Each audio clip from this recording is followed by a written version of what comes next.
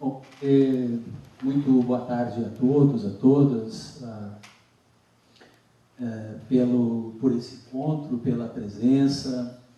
Eu queria, antes de mais nada, agradecer profundamente e de coração o convite e a oportunidade de trocar algumas impressões com vocês.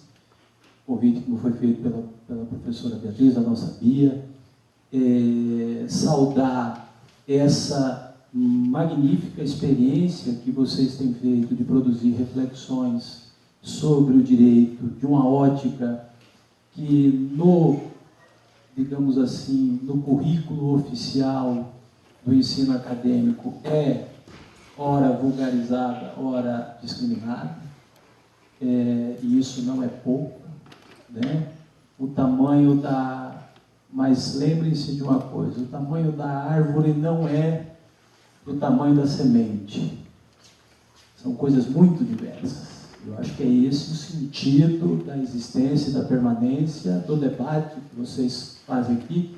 E no final, inclusive, vou ter a ousadia de propor a vocês que a gente aprofunde alguns laços, particularmente naquilo que é o meu ponto de debate aqui com vocês. Então, meus cumprimentos a todos, a Bia, a toda a organização, a dedicação desses jovens que ficaram nos levando para frente, para trás, nos auxiliando, enfim, e a vocês pelo evento.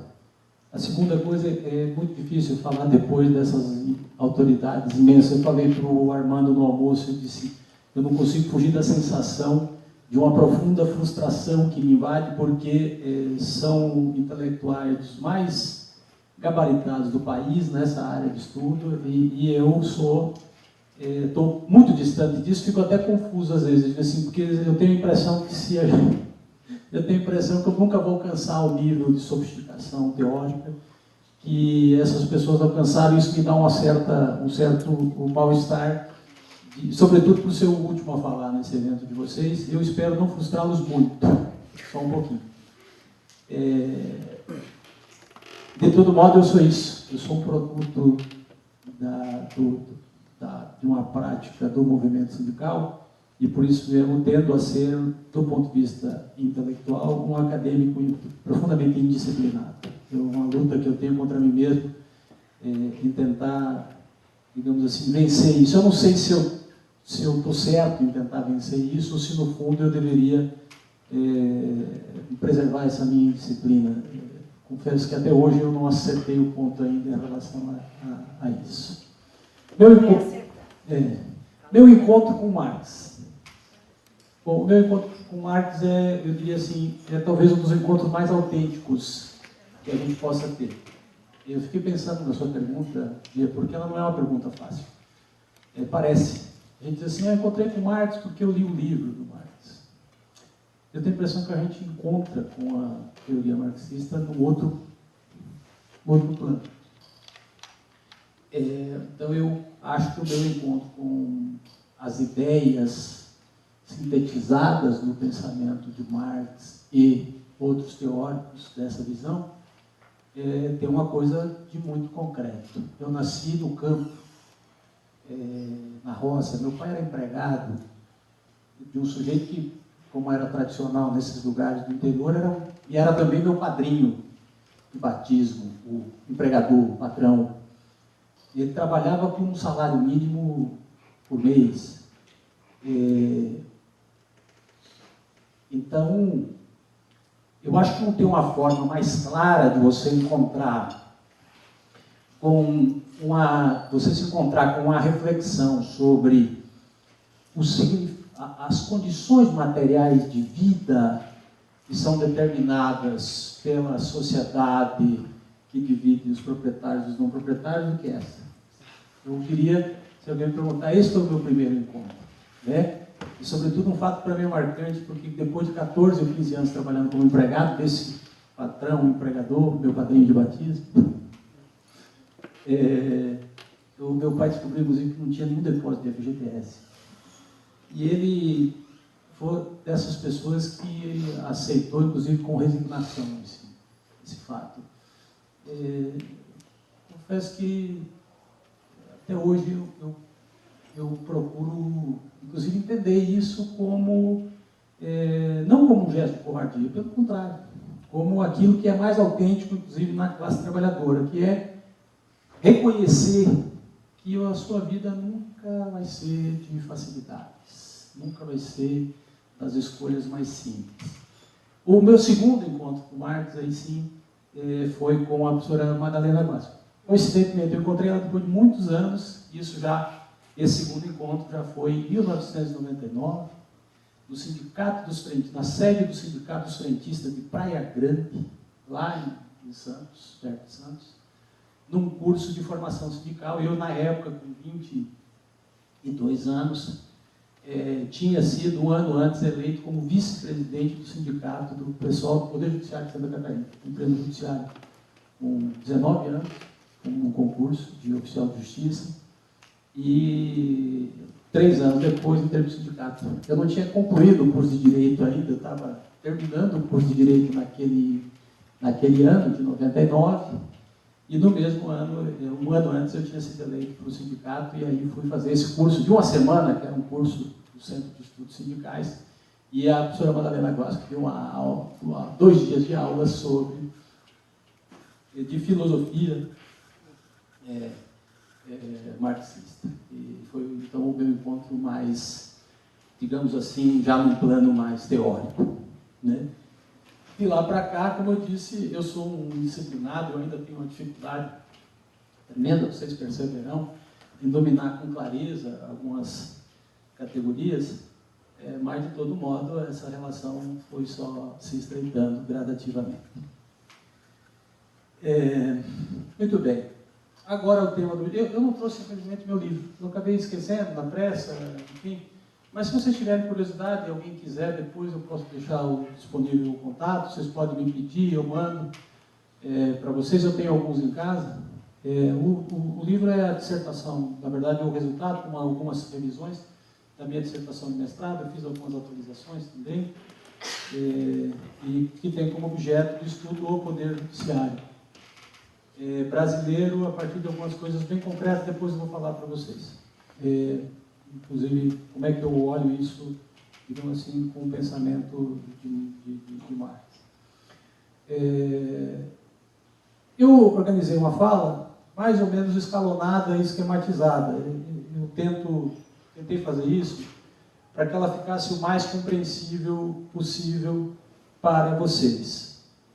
Então, o propósito é fazer uma crítica do Poder Judiciário. Não é uma crítica ao Poder Judiciário, embora ele... Né? Mas aqui é uma análise ou uma avaliação crítica do Poder Judiciário. Primeiro, essa é a primeira questão.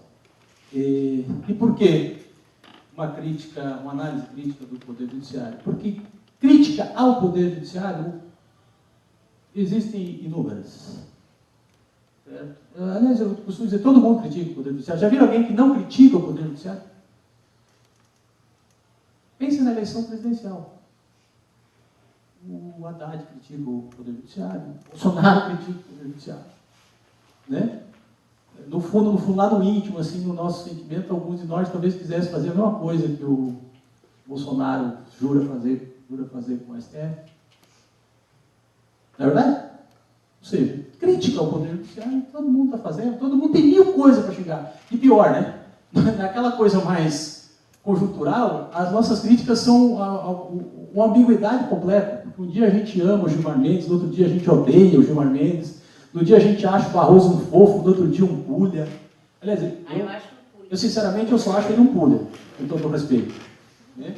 Até as ambiguidades de Gilmar Mendes eu consegui compreender, as do Barroso eu não tenho dúvida que não tem compreensão. Certo? Mas é isso, né? A Rosa Weber, eu lembro quando estava no Unicamp, fazendo o curso de especialização em economia do trabalho, do colega, um amigo, vai dizer, vamos fazer uma força aí do pessoal para indicar a Rosa Weber para ser ministro do Supremo Tribunal Federal. Que desgraça, né?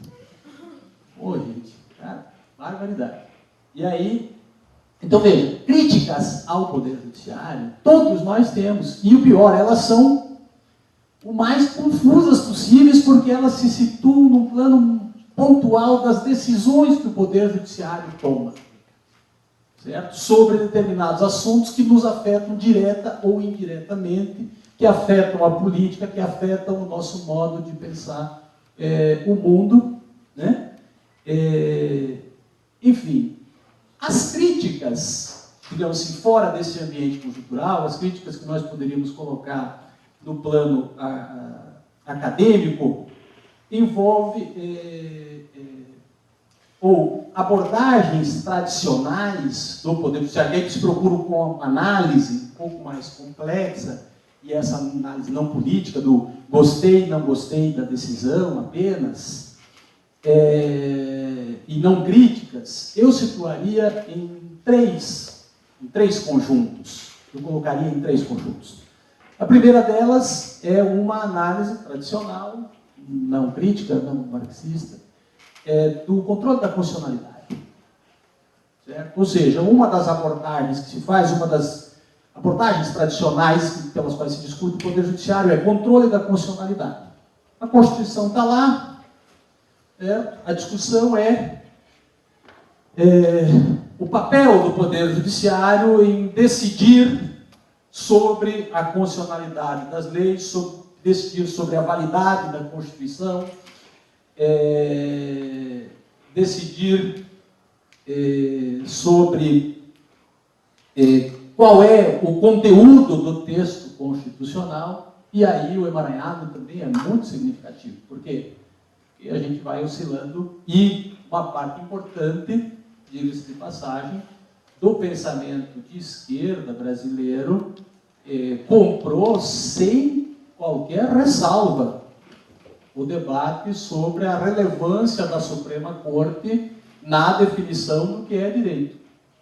Senhoras e senhores, não nos iludamos. Uma parte importante do pensamento mais avançado, digamos assim, o que nós consideramos mais avançado, referendou todo esse debate de princípios constitucionais, todo esse debate valorativo na decisão da Suprema Corte. Essas invenções de princípio da proporcionalidade, da razoabilidade, estão todas nos textos acadêmicos. Pode procurar. Pode procurar. Entendeu? Estão todas aí. Né? Inclusive estimulando, através de ação direta de inconstitucionalidade, um monte de coisa. Né? PT, PCdoB, outros partidos, no pós-constitucional, tinha problema, ação direta de inconstitucionalidade. Vamos fazer o Supremo discutir.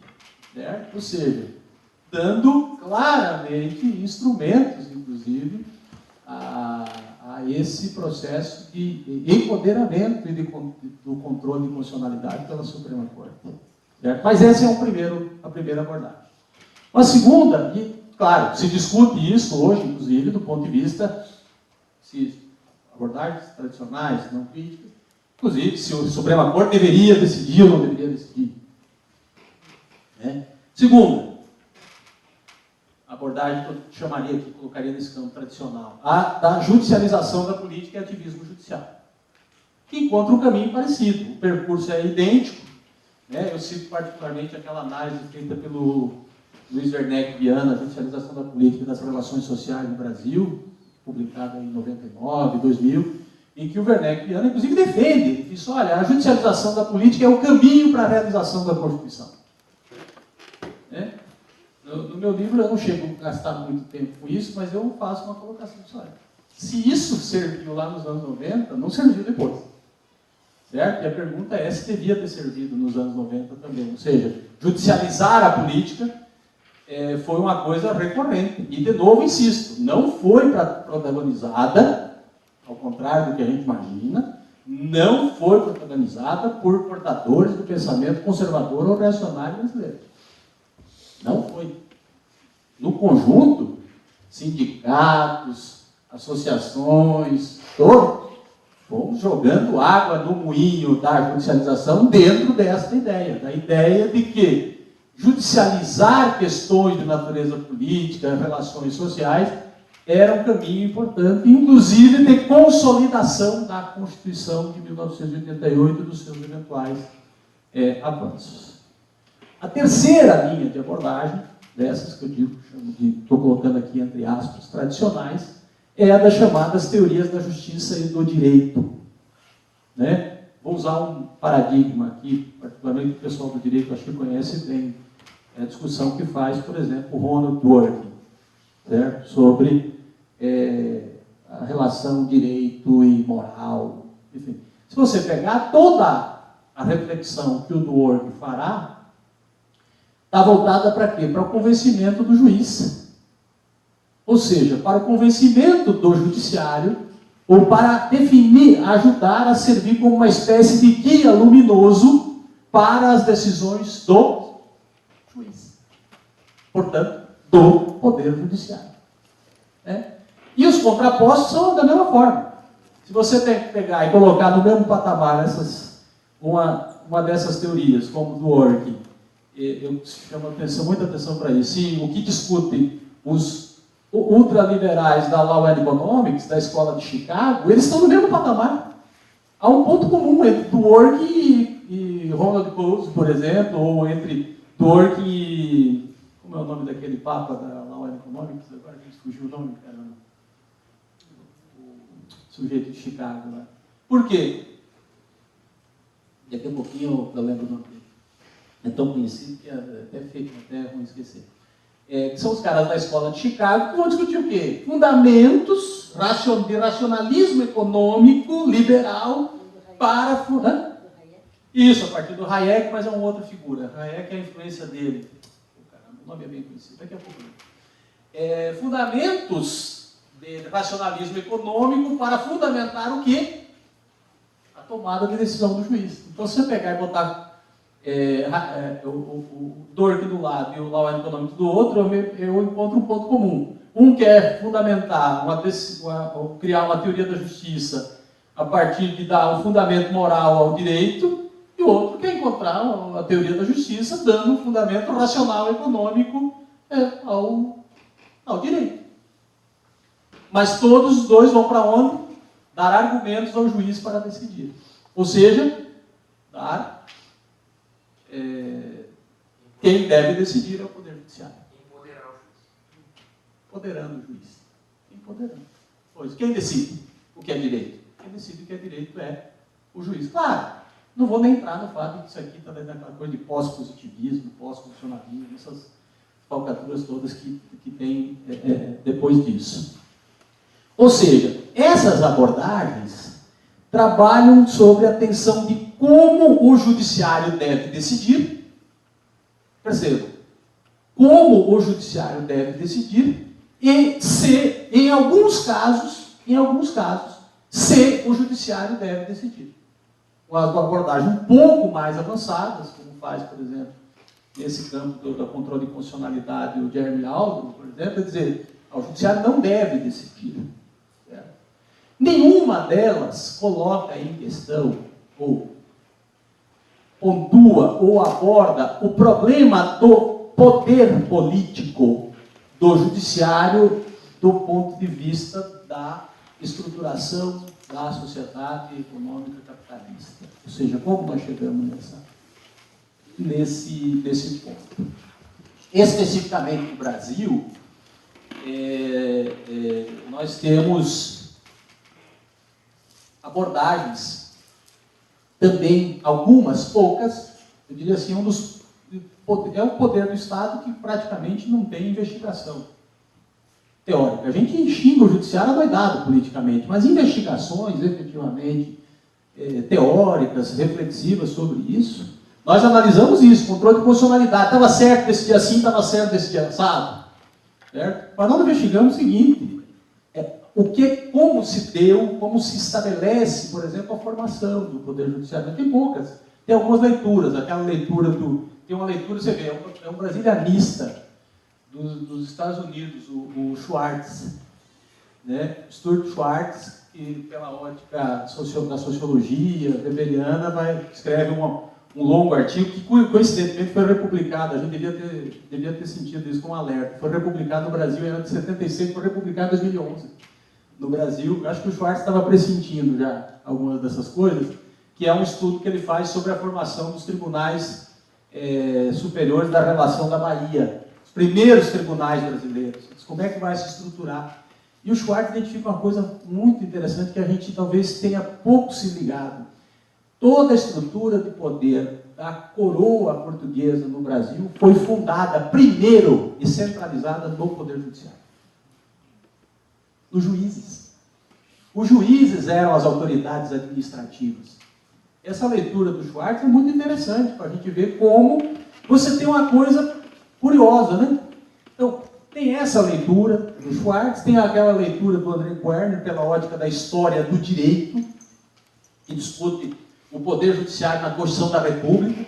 Ele vai mostrar como essa leitura me parece interessante. Eu estou condensando isso, inclusive, num artigo que eu estou produzindo, não terminou ainda, porque eu não consigo terminar, mas o André Werner, lá da Unicamp, da História do Direito, ele coloca, por exemplo, o problema de como vai agir o Poder Judiciário no processo pré-Constituição Republicana Brasileira. E como o Poder Judiciário é um elemento chave da sustentação do aparato político-jurídico da escravidão. Ele diz como o Poder Judiciário foi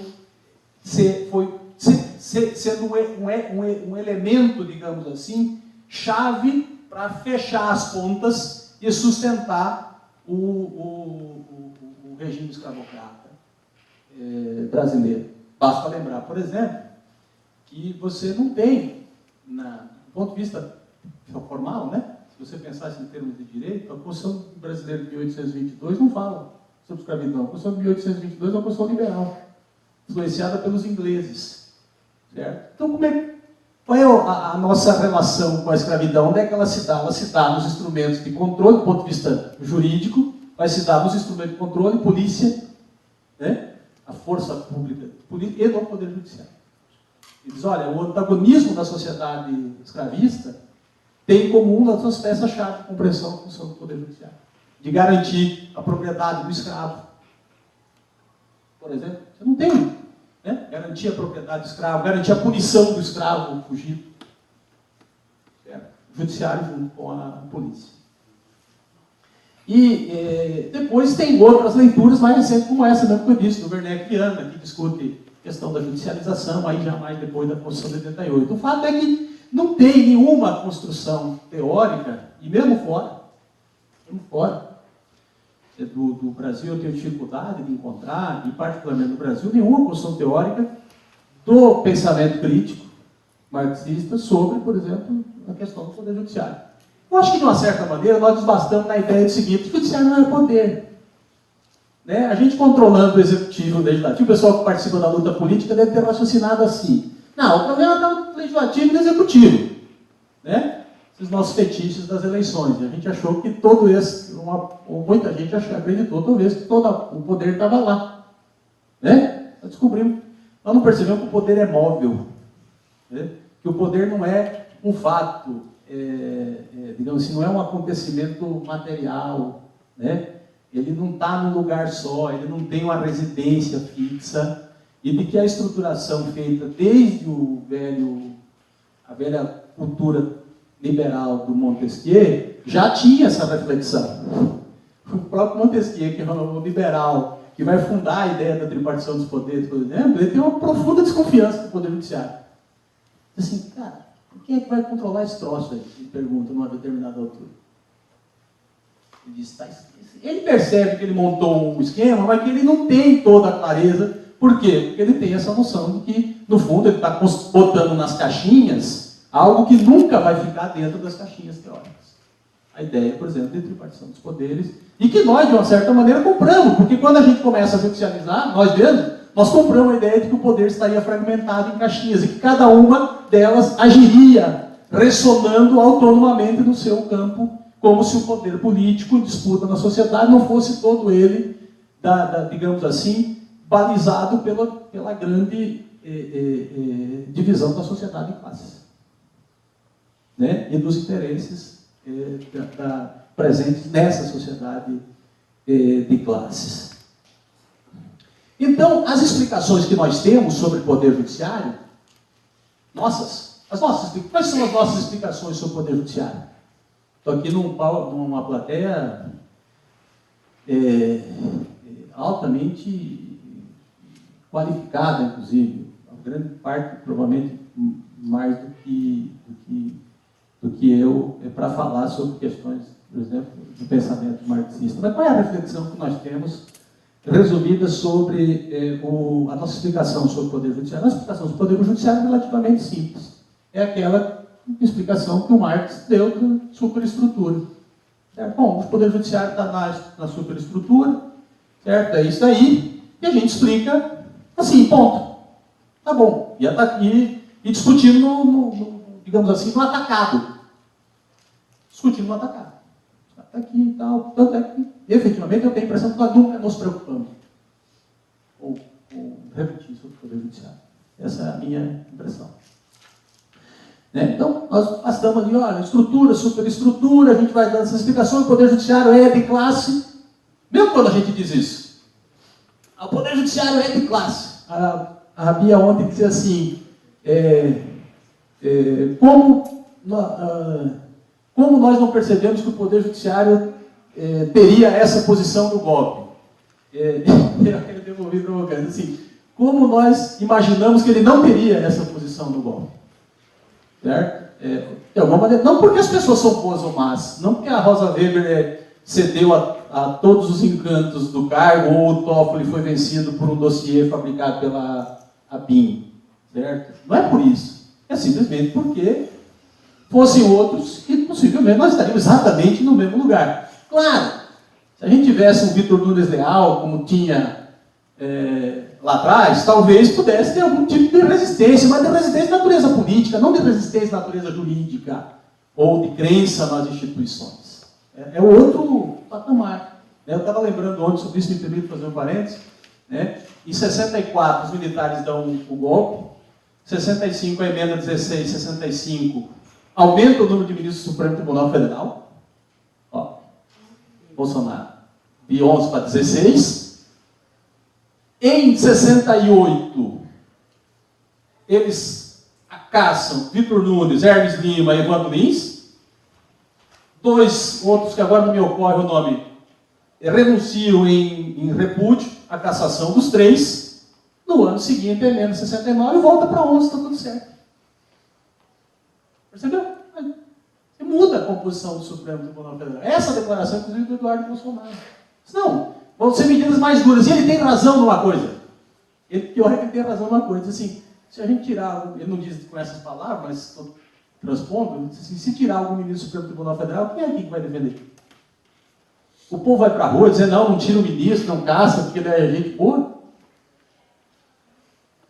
Okay?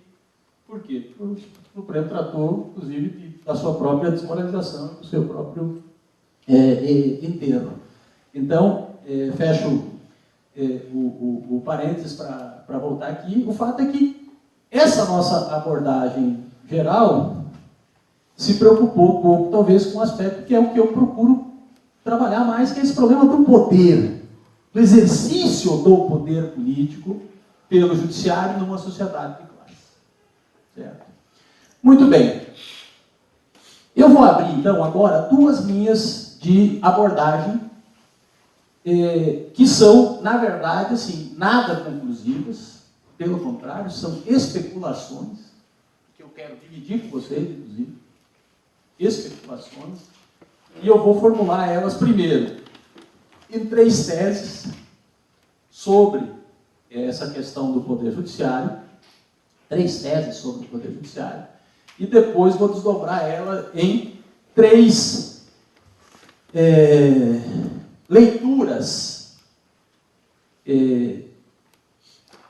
interpretativas, deixa eu ver se são 2 ou 3, 2 leituras interpretativas mais pontuais, inclusive que é onde eu vou visitar talvez um pouco mais de perto uma questão proposta pelo Marx na ideologia alemã, que é a observação do concreto.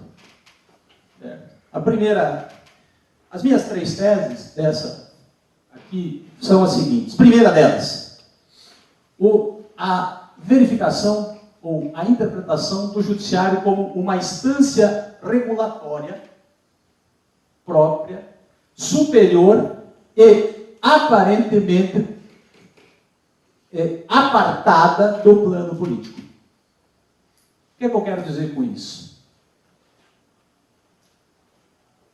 O plano político, desde muito tempo, e basta lembrar que o Lenin, por exemplo, dizia: nós temos que participar das eleições burguesas, nós precisamos disputar o parlamento e tudo mais.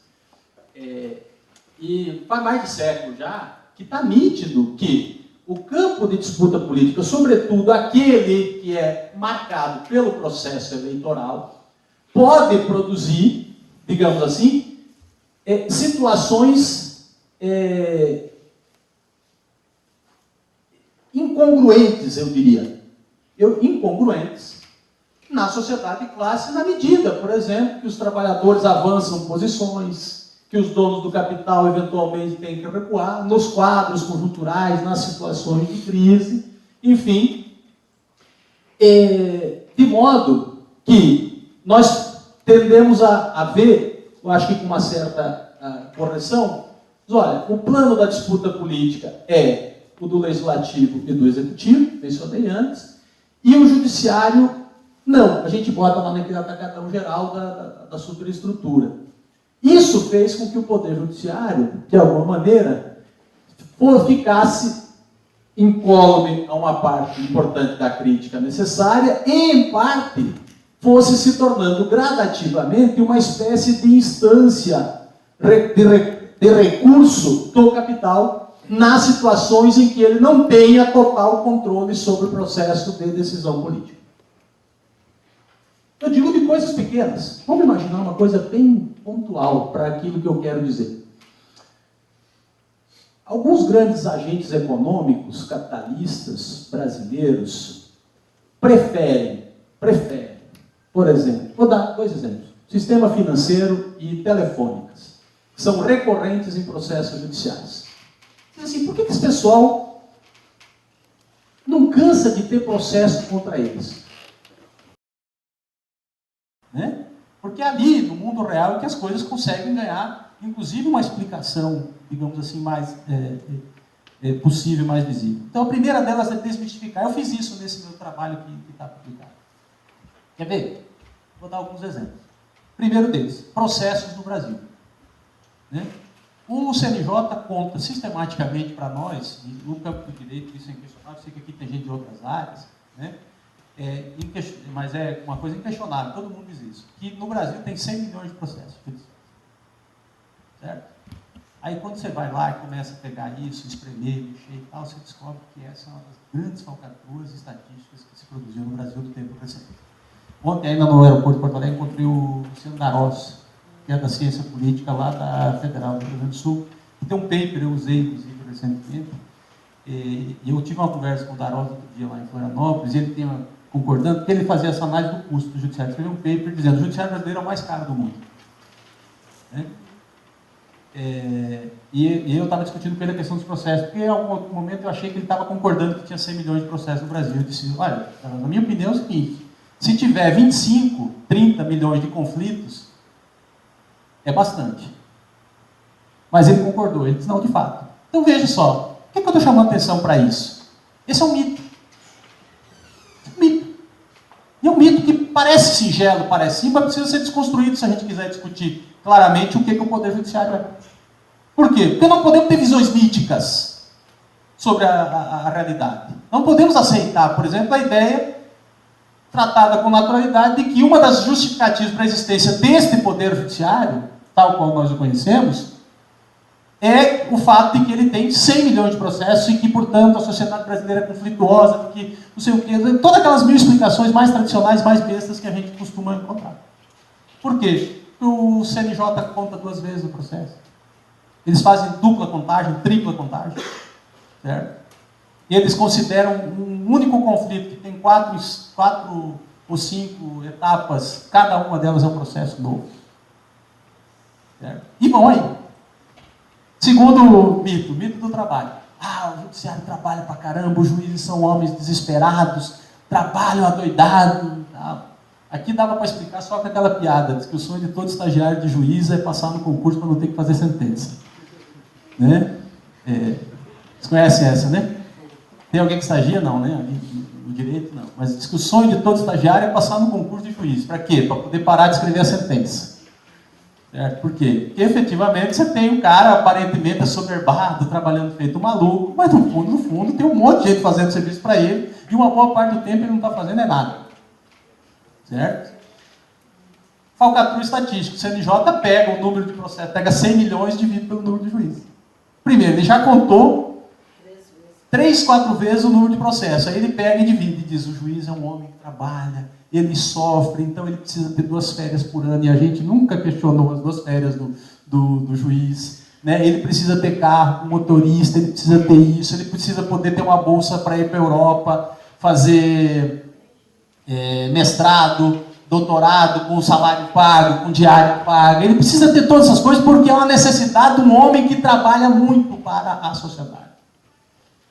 Vocês podem dizer assim, o que isso teria a ver com a visão crítica do judiciário? Bom, parece que se nós não tivermos clareza sobre o que é real, dificilmente faremos qualquer tipo de crítica.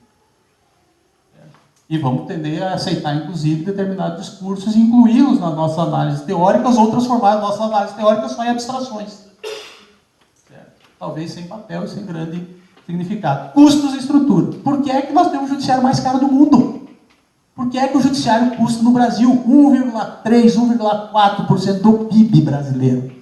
Aliás, uma das razões pelas quais a Dilma foi defenestrada e o judiciário ajudou, certo? Que está, inclusive, nesse paper do Darós, que ela usou, inclusive, como um dos seus fundamentos para decidir não dar o aumento aos juízes, vocês lembram? Certo? Foi isso. O judiciário ficou enfurecido porque ela não aceitou dar o aumento. Né? E só para lembrar uma coisa, esse último aumento que foi aprovado para o juiz, quando for implementado, vai custar ao Brasil muito mais do que o judiciário recuperou com a Lava Jato, por exemplo. Vai custar ao Brasil muito mais do que você recuperou recentemente na suposta caça às bruxas das corrupções.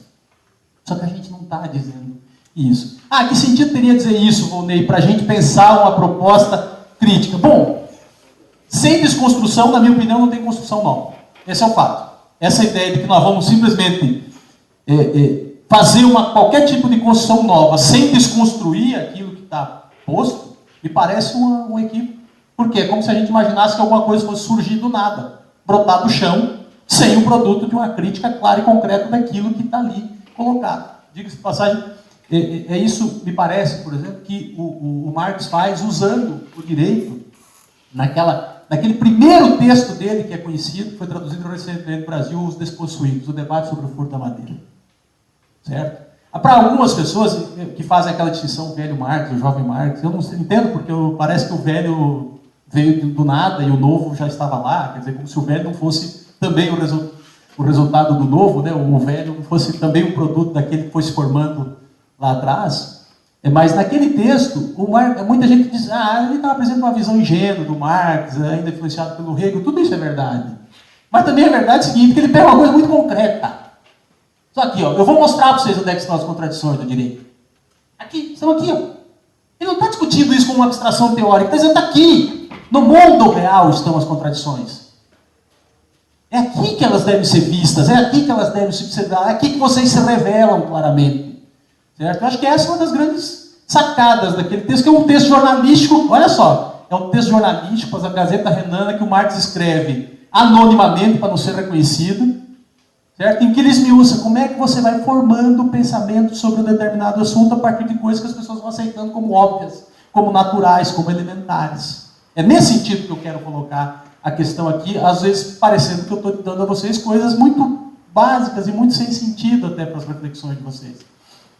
Certo? Então, essa primeira abordagem que eu queria fazer, eu chamo de acabar com o mito do judiciário. Se a gente não desconstruir esse mito, a gente não passa adiante. Essa é a minha impressão. Certo? Se a gente não aceitar que nós, inclusive, em algum momento, admitimos algumas coisas mitológicas como verdadeiras. Né? E as tomamos como certas. Vou para o encerramento. A segunda abordagem, mais pontual, mais focal, é essa outra. Como é que eu vou colocar isso? Vou colocar assim. Vou pegar esse negócio do número de processos.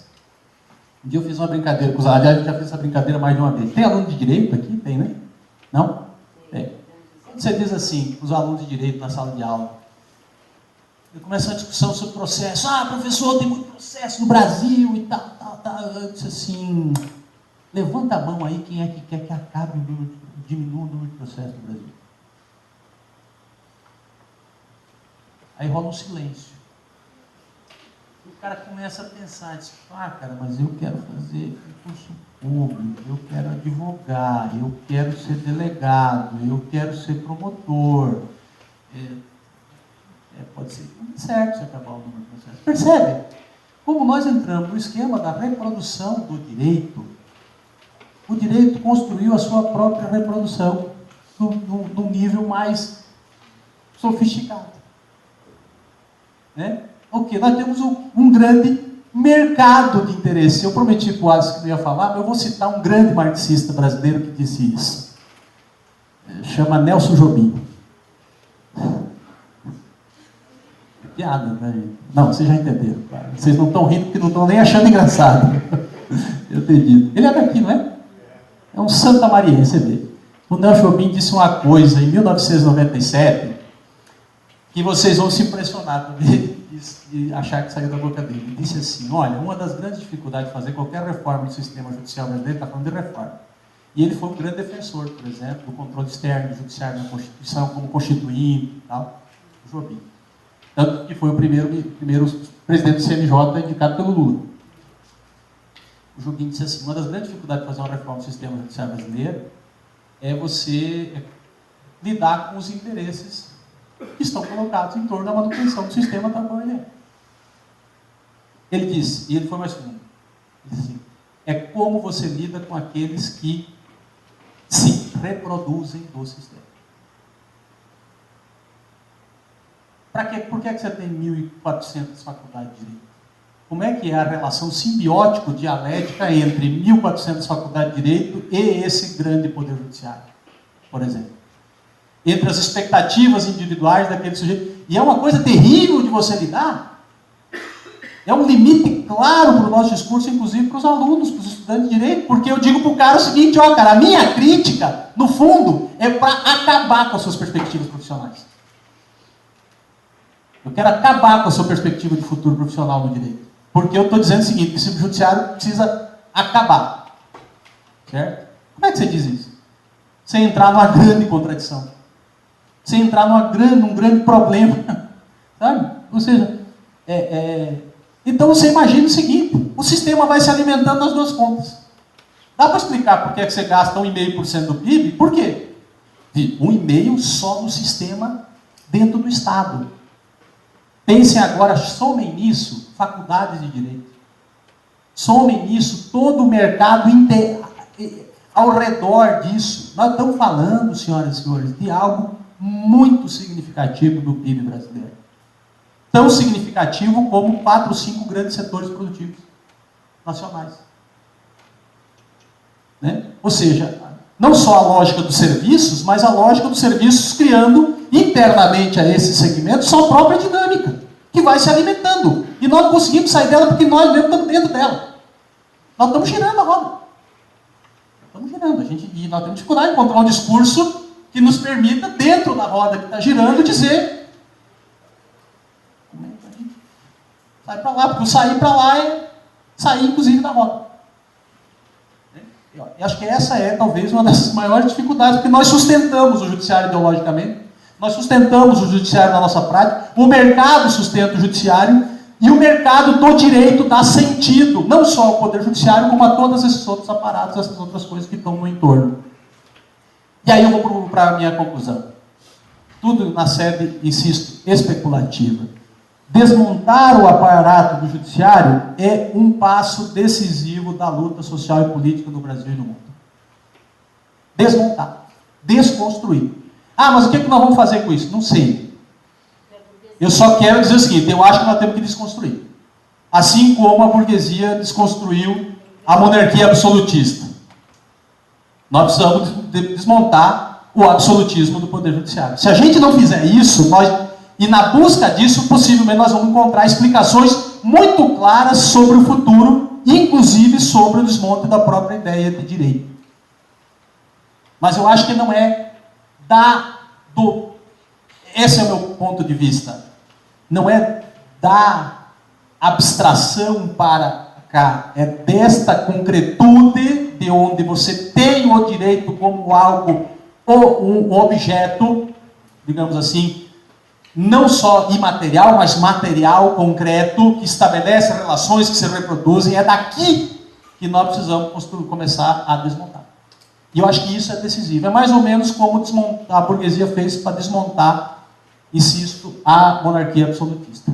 É questionar naquelas coisas que em algum momento se tornaram tão óbvias e tão evidentes que nós não só não podemos mais negá-la, como precisamos claramente questioná-las e enfrentá-las. Por quê? Porque o judiciário não está nas bordas do controle da política pelo capital. O judiciário está no centro. Ele é o centro. Ele é, do meu ponto de vista, e talvez esteja carregando pelos interesses que eu tenho de pesquisa nisso, mas ele é o centro. Por quê? Porque ele é quem diz o direito, em última instância.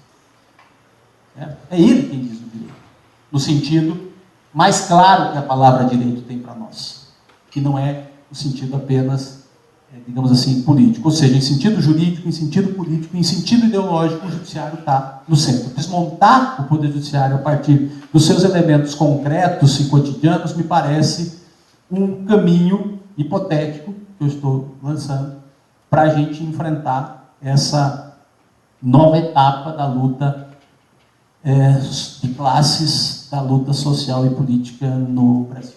Era isso. Obrigado.